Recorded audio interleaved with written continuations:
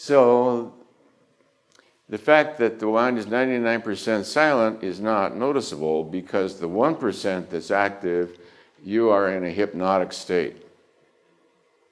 To get freed from the mind, you have to realize that you are in a you are hypnotized by the 1% of the mind.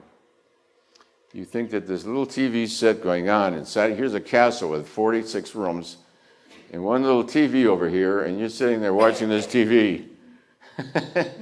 It's saying there's no peace in this castle.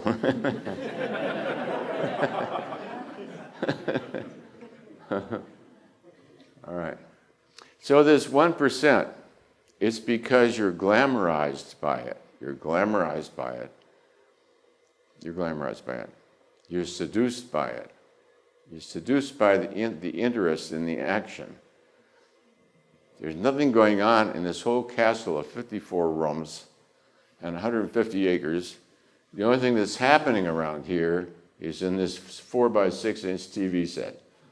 This is all that's happening. There's nothing else happening. You see? Person gets bored and the job says, well, where's the TV set? So that shows you how you're hooked and addicted to the energy of happening, what's happening. So this mind, 1% is got you hypnotized, and this is what it's doing all the time. It's romanticizing, moralizing, criticizing, dramatizing. It loves drama. Victims, catastrophe, rationalize. All this is what it's glamorizing things. And in the meantime, it's theorizing about it, etc., and criticizing it, romanticizing it.